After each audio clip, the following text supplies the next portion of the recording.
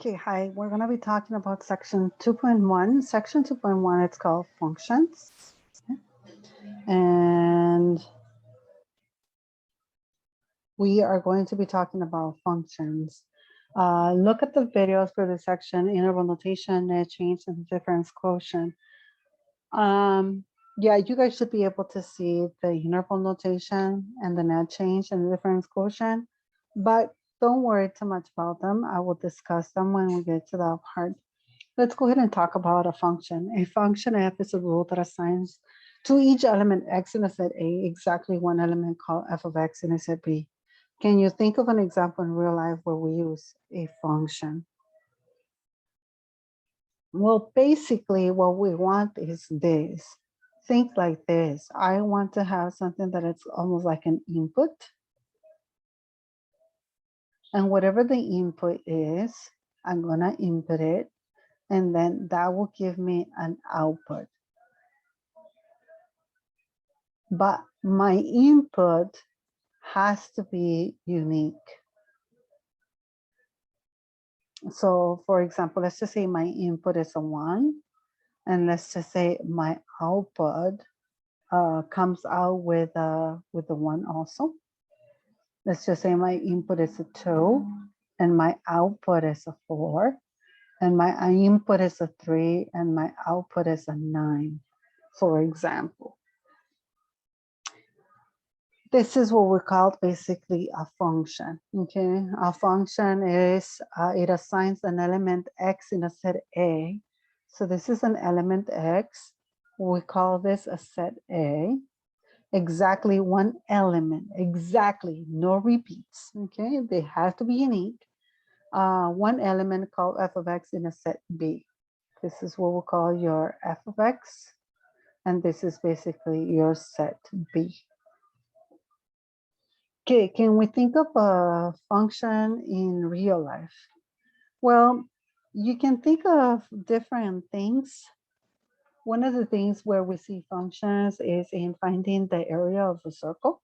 Okay, so area of a circle. We also see functions in, you know, buying t-shirts or business. Maybe go ahead and call it business. And those are places where we see functions. Let me go ahead and give you an example with the words. Your new job is a custom tee shop where t-shirts are printed to order. For each order, custom tee shop charges $8 per shirt, plus a one-time setup fee of 15. Can you write a linear equation to show how the total cost of the t-shirt depends on how many t-shirts are ordered? Okay, so then look, in this particular case, we're talking about shirts. And then it tells you that in order for you to buy shirts, you gotta pay a one-time setup fee, okay? And then for every shirt that you buy, it's going to be $8, okay? So then this is what I am thinking. I am thinking, wait a second. The price per shirt is $8. So if I buy one, I'm gonna pay 8, but this is for one. But if I buy two, then I'm gonna pay 16 for two. If I buy three, I'm gonna pay 32. But etc. I think you can see the pattern. Now, but I still need to pay the one-time setup fee. So let's just say I want to buy one right now. I will have to pay the $8 plus the $15 setup fee. So that will give me 23. So next time when I come around, I no longer have to pay the $15. Let's just say I want to buy the two shirts. Then this is going to be the $8, and I'm going to multiply by two t-shirts, then plus the $15 a setup fee. And then I will be paying, well, more money, because then that would be 16 plus 15, that will be 31. Okay, can you see that I can create an equation in math? Okay, and what I can do is I can create with the $8, I can say, look, I'm gonna always going to pay $8. Then I'm gonna multiply this by X, then plus the $15. And this is going to be equal to Y, where Y will represent the cost and X will represent the number of shirts. Okay. And this will be my equation. So now with that in mind, I'm gonna write it down right here. X will be the number of shirts. And then Y will be the cost, or the total cost. This, my equation is going to be the $8 multiplied by X plus the $15 setup fee. And this will be my equation. This equation, it defines a function. Why a function? Because if I buy one shirt, I'm going to pay $23. If I buy two shirts, okay, two of them, then we say it was going to be 31. Let's just say I wanted it to buy 5. I'm gonna plug it in there. So it's going to be $8 times the 5, then plus the $15. And you can use a calculator for this. That will be 55. You can graph it. I'm not gonna graph it in this particular case, but you can see that this input, it's a unique input. You're buying one shirt or two or 5 or 10 or 20, but they're all of them different, and you're going to generate the price or the cost of those shirts. Use the linear equation to predict the total cost of producing 28 t-shirts. Okay, so if I want to buy 28, I'm going to do $8 multiplied by 28, then plus the $15 setup fee, and that will give me the cost.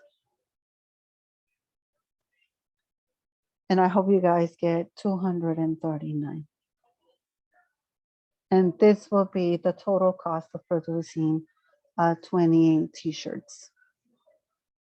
Okay, now let me go ahead and move on to functions.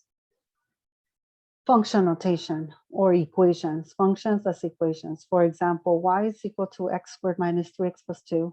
Functions are also given names like f, g, h, capital F, capital G, capital H. In fact, it's good to mention that some of you guys, when you guys were doing the homework, probably you guys came across a problem that had lowercase letters or capital letters.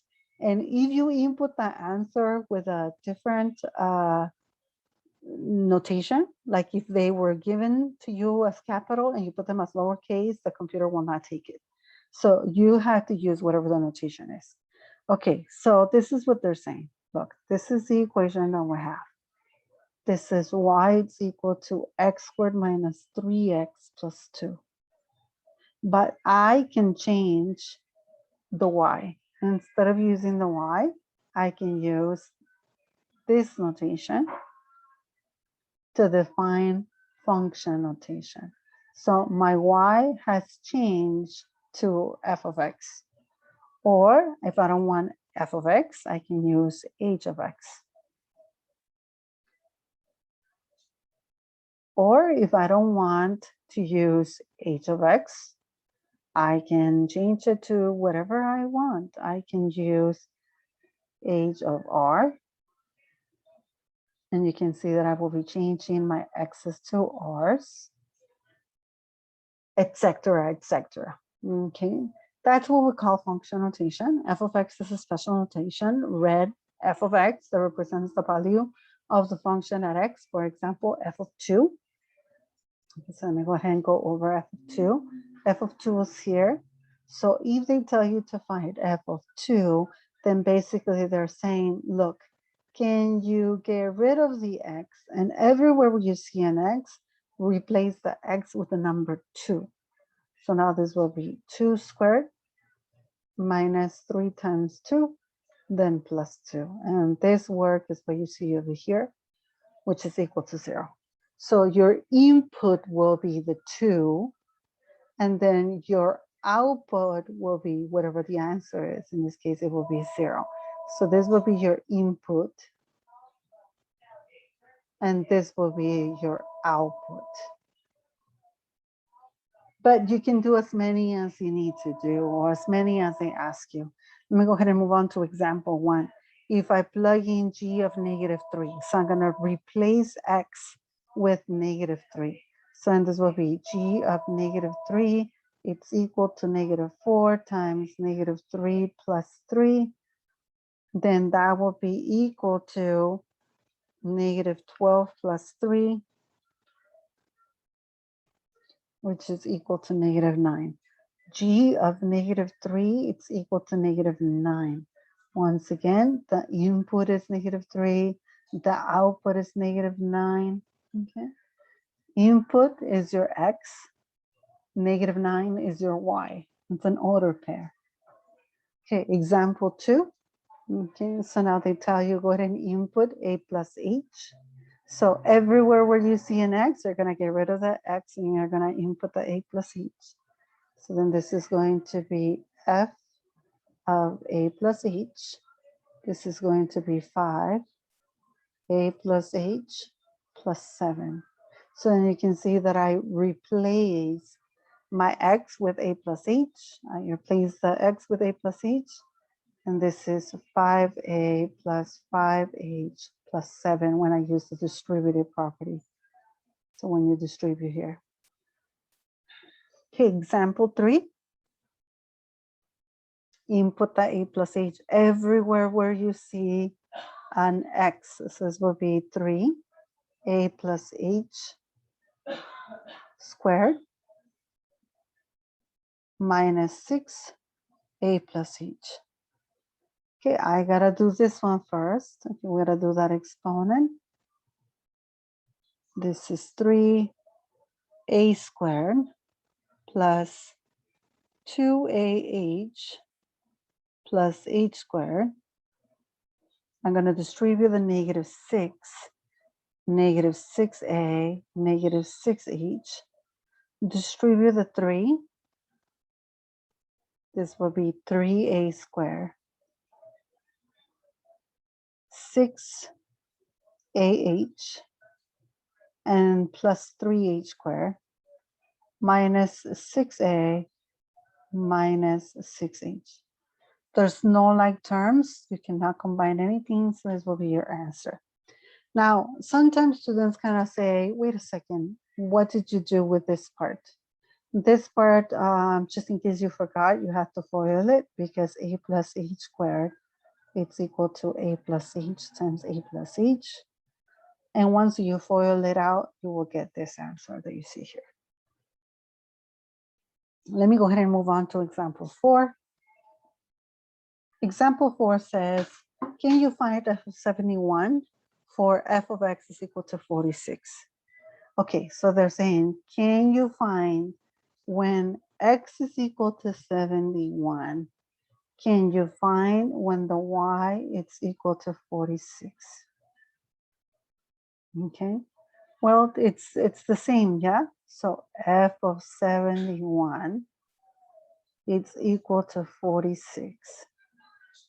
Why? Because they told me that the f of x, or the y, it's always 46. So if this is y, then y is always 46. Okay, let me go ahead and move on to example 5. Why does the table to the left define a function? Okay, so we were saying earlier that in order for the given table to be a function, the input has to be unique. Okay, and so then this is my input. Here are my input. Those are my input, and all of them are unique. They're all of them unique. So then, yes, this is a function.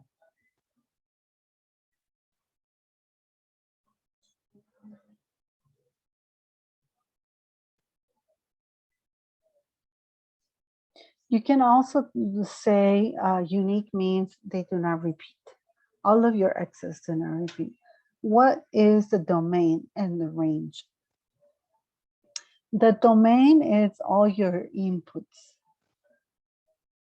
So in this case, the domain happens to be all of those numbers in here: -2, -1, 0, 1, and 2. Those are your inputs.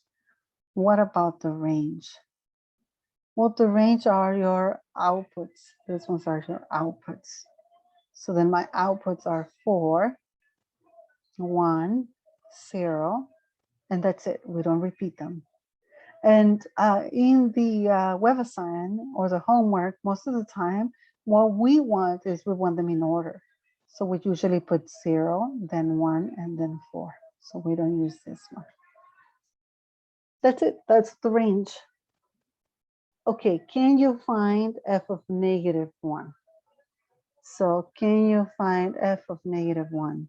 So when x is equal to -1, oh, x is equal to -1 right here. My y is 1. That's it.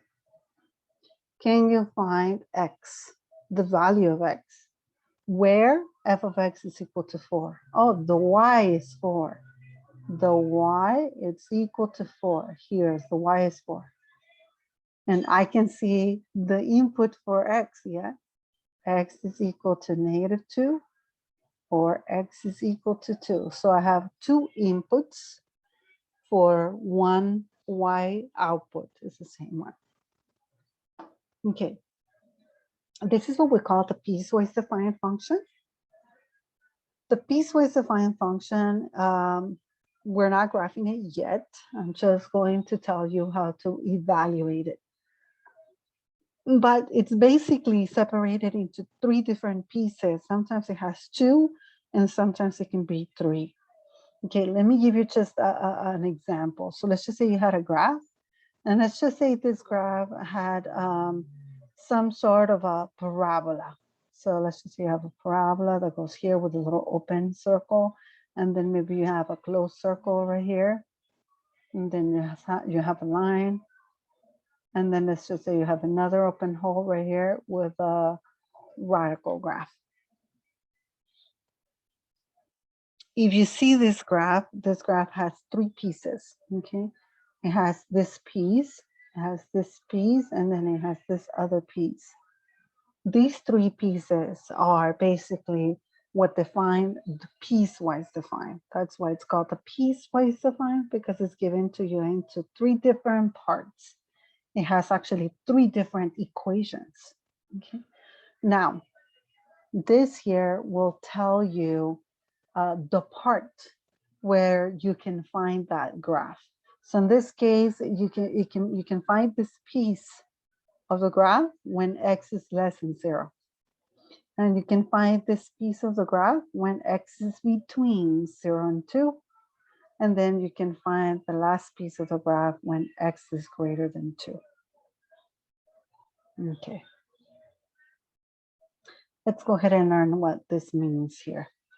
Okay, so now they say, can you find f of 1? So when x is equal to 1, can you find it? Well, tell me where the location of 1 is. Because according to this, x is less than 0. Less than 0 on a number line means -1, -2, -3, -4. All of these numbers are less than 0. And what about -0.5? All of those numbers are in here. But then I have this one here, 0 and 2. X is between 0 and 2. So x is between 0 and 2. So it could be 1. I'm sorry. It could be a 1 here in the middle. Or it could be a 2, or it could be equal to those endpoints.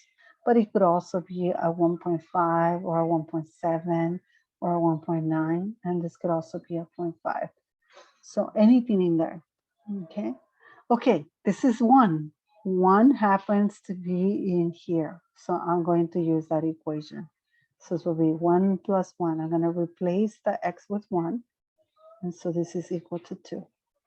F of 1, it's equal to 2. Okay, I'm going to move on to the next one. So now the next one says when x is equal to 8. Okay, look at the last one. X is greater than 2. So greater than 2, it's 3 and 4 and 5 and 6 and 7 and 8 and 9 and 10 and more. Okay. And because it's 8, then I'm going to use this equation. So then I'm going to plug in the 8 in there. So this will be 8 minus 2, then squared. 8 minus 2 gives me a 6. 6 squared is 36. F of 8 is 36. This will be the answer here. F of 1/2, I gotta find where the 1/2 is. Okay. So I'm going to look at the graph and I can see that 1/2 belongs to the pink color. Yeah, 1/2 it's in here. So then it belongs to the pink one. So it will be 1/2 plus 1. I'm gonna put it into this equation right here. And so then that is going to be equal to 3/2. This is the answer. -4. Okay, I can see that the -4, it's on this one. So it belongs to the 3x. So I'm gonna put it in there. This will be 3 times -4. That is equal to a -12. And that will be the answer. You don't plug them in into all of them. You just select what's the part where it belongs to. Okay, let me go ahead and move on to domain. Determine the domain and the range of the graph. What is the domain and what is the range? Okay.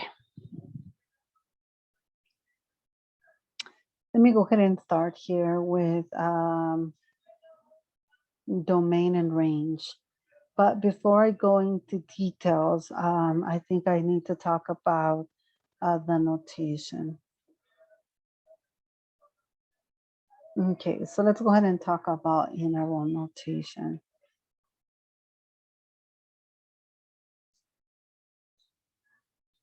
Basically, the interval notation is I give you an inequality. And then from that inequality, you're going to have a graph. And then from that graph, I can give you the interval notation, and then you will have set value notation. So you have two different types of notation. Okay, for example, x is greater than 3. If I say x is greater than 3, then on a number line, I'm going to put 3 here. X is greater than 3. Well, that will be to the right of 3 because 3.1 it's greater than 3 because 10 is greater than 3, but not equal to 3. So then I'm going to use a parenthesis because it's not equal to. And I'm going to say it starts at 3 and it goes all the way to infinity. So the interval will be from 3 to infinity. This is the interval notation. I'm going to come back to the set value notation in a minute. Let's just say I want it to be equal to 3. I still have the same graph, 3. I still have it going in the same direction. The only difference is that it's equal to. It's also equal to. So if it's equal to, we're going to use a bracket like this, 3 to infinity. Equal to means it contains 3. 3 is there.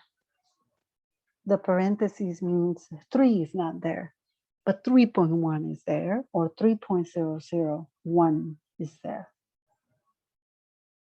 Okay, let me go ahead and give you another one. Let's just say x is between 1 and 5.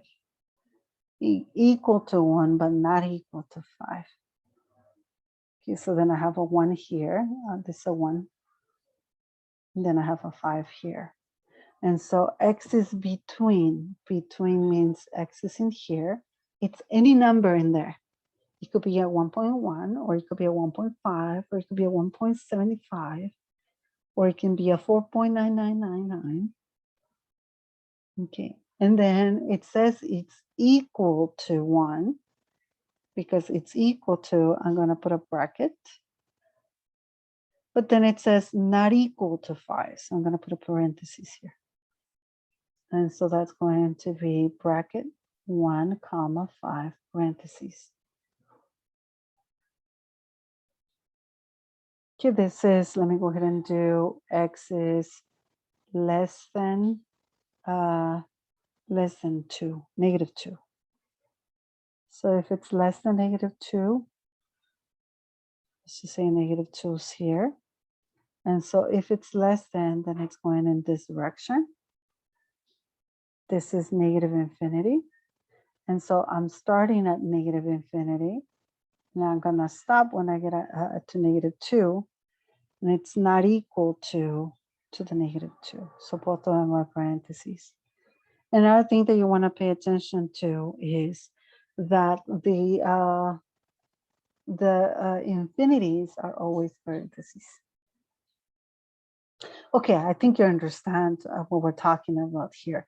Now, set builder, what's set builder notation? Set builder notation, it's this equation, the same one back. Just go ahead and add braces like this. X such that x is greater than 3. Then x such that x is greater than or equal to 3. X such that x is between 1 and 5, equal to 1, not equal to 5. X such that x is less than -2. It's just notation. Okay, if you're planning to go to calculus and also trigonometry, then the most frequently used is interval, but we also use set builder, so you gotta make sure you understand both notations. Okay, let me go ahead and talk about the domain here. Right now, we said that the domain represents all your x values or your input, and then your output is the range.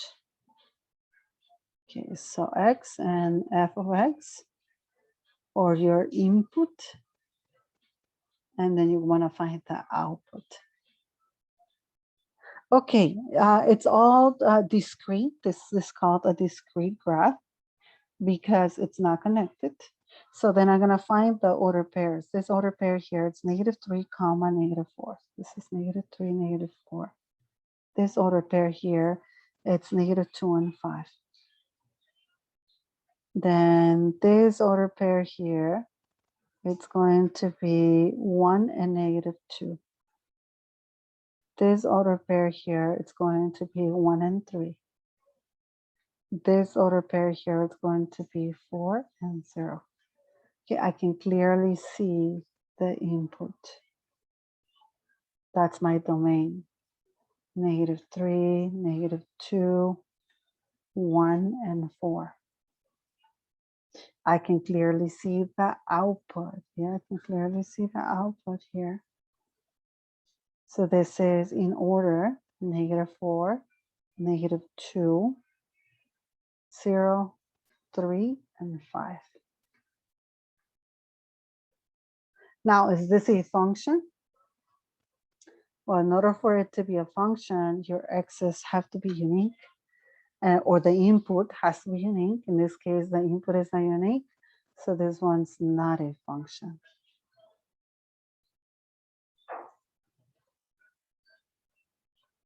Okay, let me go ahead and move on to number 2. Okay, for number 2, it's no longer discrete. This is what we call the continuous graph.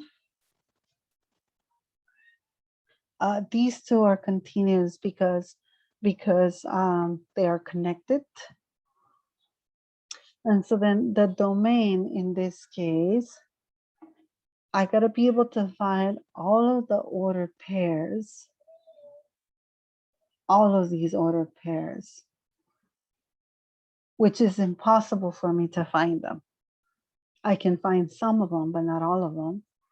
I can find this one here and this one and this one and this one here and probably that one, but not all of them. So then since it's continuous, I'm going to use an interval. Okay, so they'll pay attention. The domain belongs to the x's, okay? And the x's are here. Here's the x-axis. And what I want is I want to find the lowest x value. So the lowest x is at -3 and the highest x is at 3. So I'm going to say that the domain is from -3 to 3. Both of them are closed because they're equal to their closed circles. That's it. That's my domain. Now form a range that belongs to the output or to the y. And so then that belongs to this one here. And so I want to know the lowest point to the highest point. So in this case, the lowest point happens to be at -4. And the highest point happens to be at 3. And that's my domain and my range. Remember, these intervals include all of those decimals like -2.1111, etc. Okay, is this a function? Not a function. Why not? Well, look. In order for the graph to be a function, your x's cannot repeat. They have to be unique, okay? And these x's do repeat, okay? Look right here. If I select -1, I'm gonna get this value right here. So it will be like an order pair will be like -1 and 2, but also -1 will be this other order pair, -1 and -4. So then can you see that the x's are repeating? The x's are not unique. You can also use something that is called the vertical line test. You can just draw a vertical line. And if it crosses your graph on more than one point, it's not a function. Okay. Let me go ahead and do the last one here. So in this case, the domain, I'm going to look at the x's. The lowest x's are 4, and then it has an arrow. The arrow means it continues forever. So then I'm going to say it's from -4 to infinity. Not including 4, so no brackets because it has a hole. There's a hole on the graph. Okay, the range. I want the lowest point on the graph. The lowest point happens to be a 1, and then the highest point is to infinity. If I draw a line, a vertical line, then I can see that it only crosses at one point anywhere on this line. So yes, this is a function.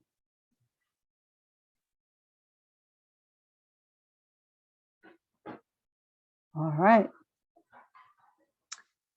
Vertical line test. I kind of told you with the words in a minute ago. I told you that you can draw a vertical line. And if it crosses the curve or the graph at only one point, it is a function. And if it crosses on more than one point, it is not a function. Okay, let me go ahead and move on to the domain without the graph.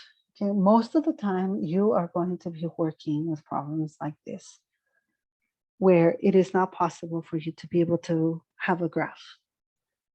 So you got to consider several things. First of all, you got to consider to see if it's a fraction.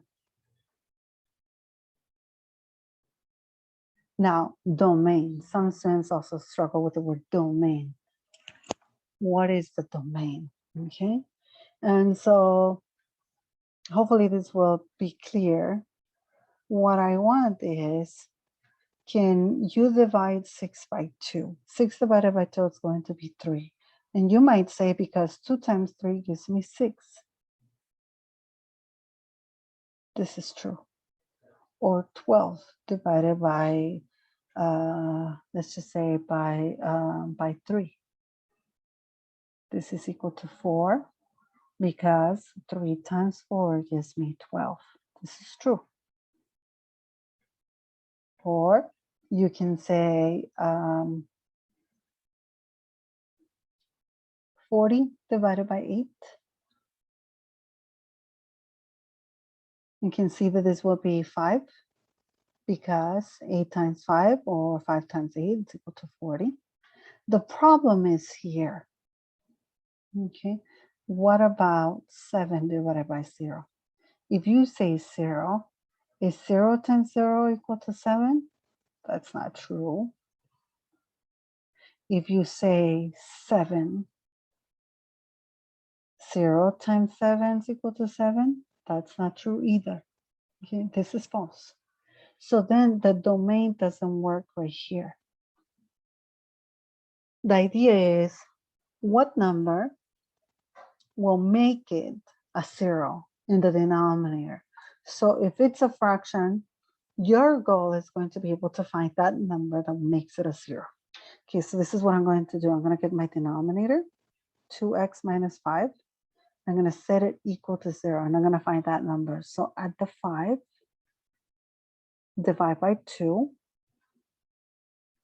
and I'm going to say, oh, x cannot equal to 5 halves. Okay, so the domain is x cannot equal to 5 halves because it will give me a 0 there. Okay, now in interval notation, I gotta write it down in this notation. Think like this. I can give it any input on the number line, except for this one. So I'm gonna make a hole when I get to the 5 halves.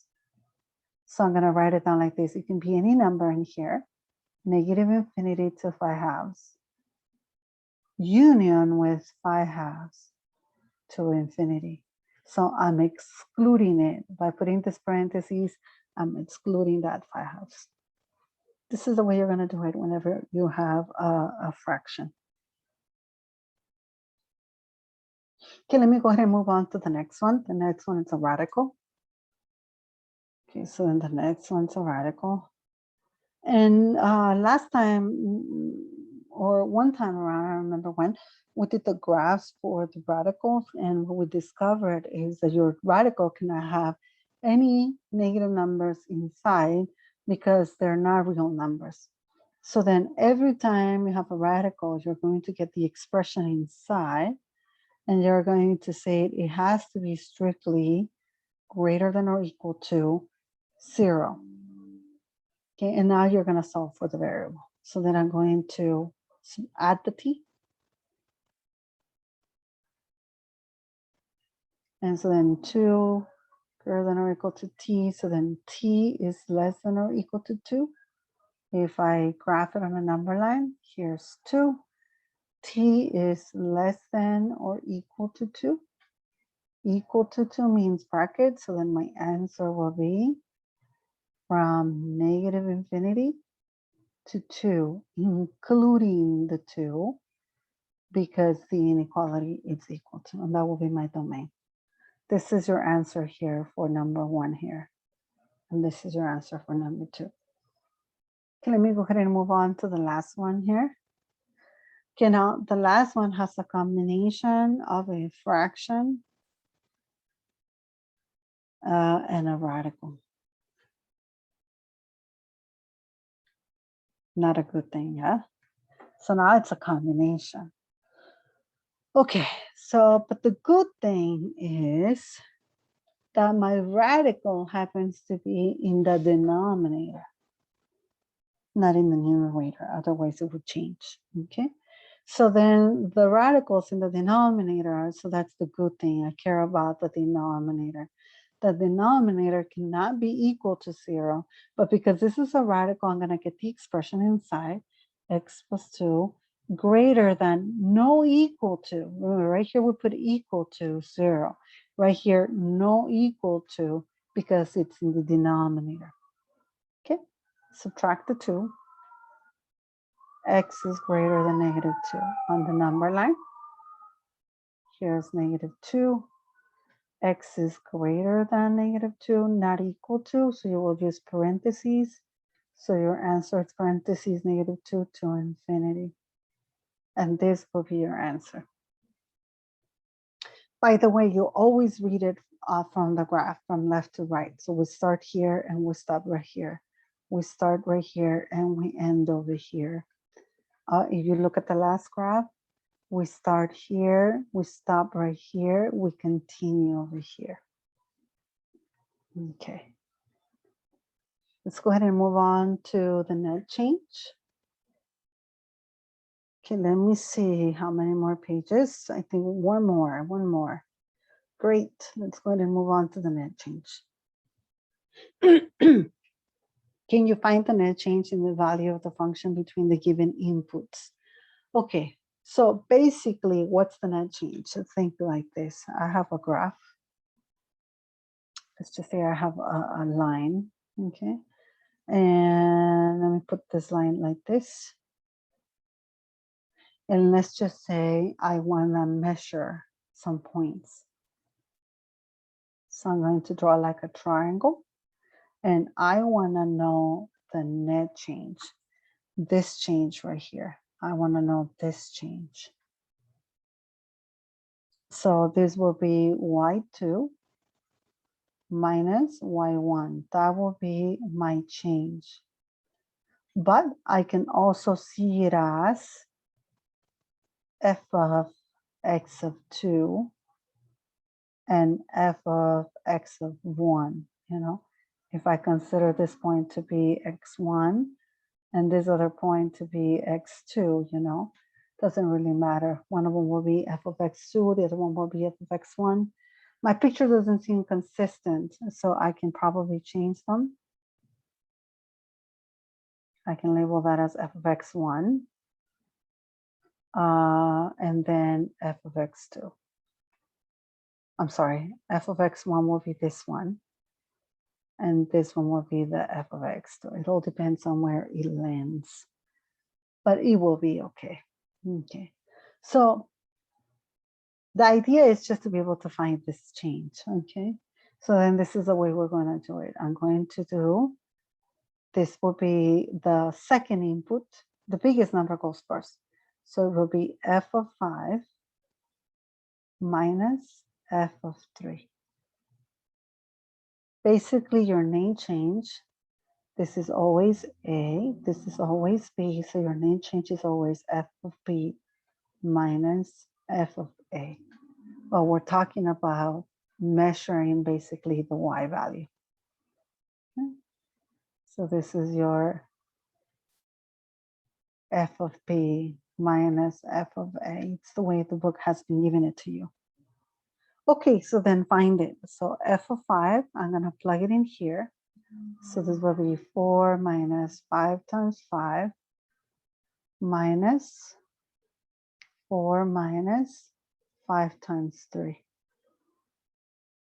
If you put it into the calculator the way you see it with all of those parentheses, the calculator will do it for you. So you put parentheses 4 minus 5, parentheses 5, close parentheses minus, parentheses 4 minus 5 times parentheses 3, close parentheses, hit enter.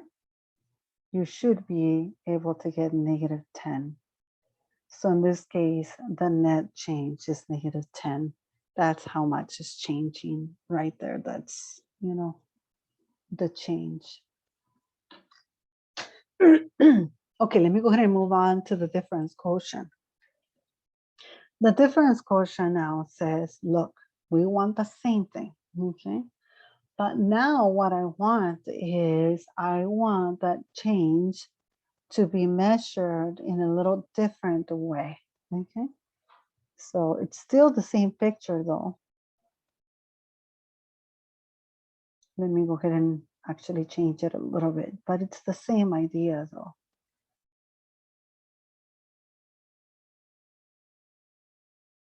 So let's just say I give you a line and I just want to measure the change.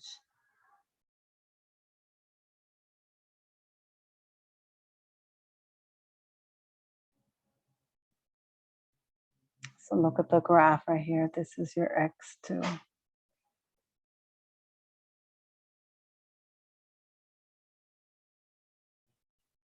There's a lot of graphs right here.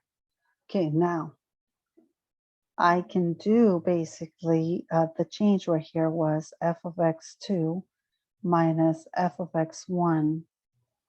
And this change right here is your x2 minus x1. Okay, so then my difference quotient, it's going to be the change in y basically over the change in x. This is what the difference quotient is. Now, just bear with me. I know it's a little confusing, but I'm going to change the notation. So let's just say I don't want to use the x2. Let's just say I want to stick to x.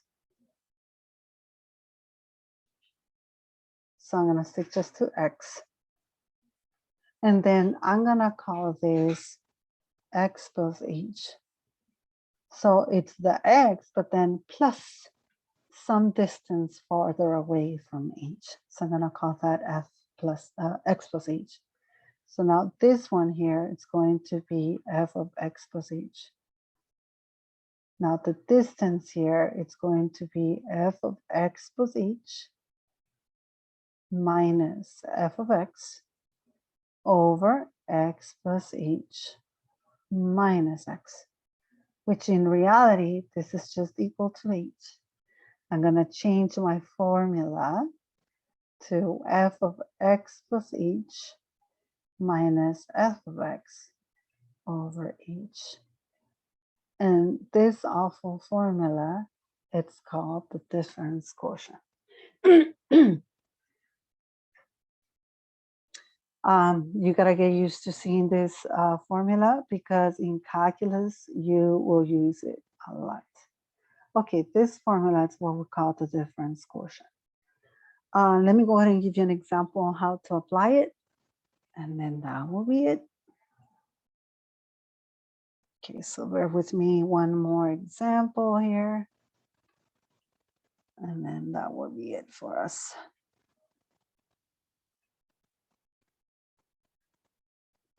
Okay, so here's the example.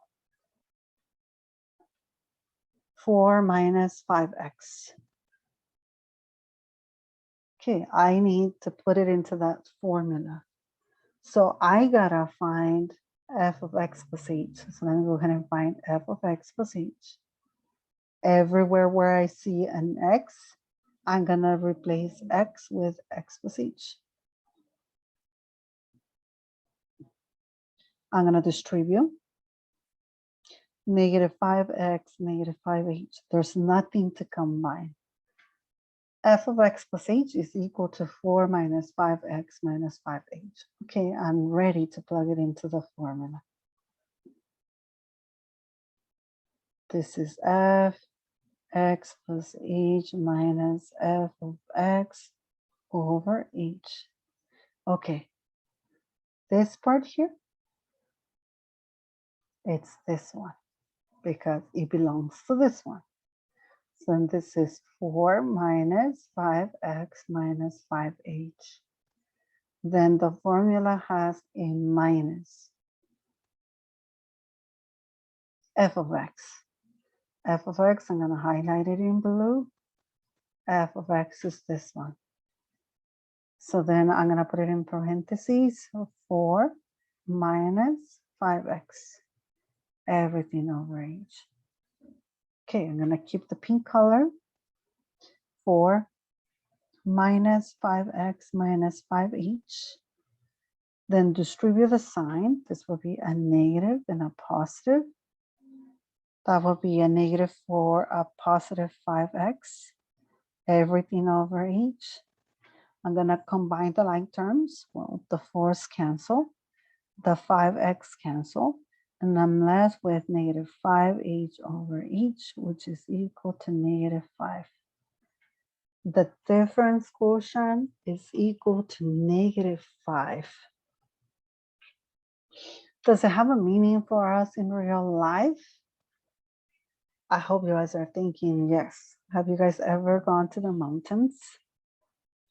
And when somebody is driving in the mountains, sometimes they come across something that is called the gradient,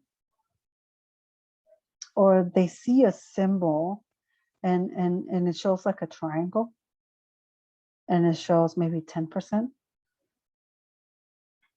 And it's basically a measurement of how steep your curve is. We're measuring that. How steep is it? If it's very dangerous, then they're going to put like a symbol that says, be careful because this curve, it's very steep and, an accident can happen.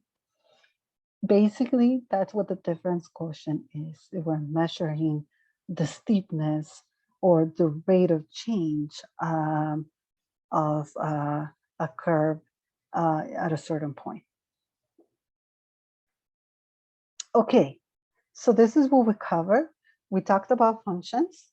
We said that we can describe functions verbally, with the table, with the graph, and with the formula.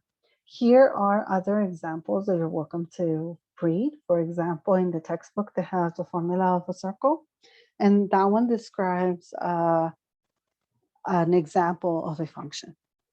Okay, well, we are done with section 2.1. Good luck with your homework. And if you have any questions, go ahead and ask me, okay? During office hours. Have a great day. Bye.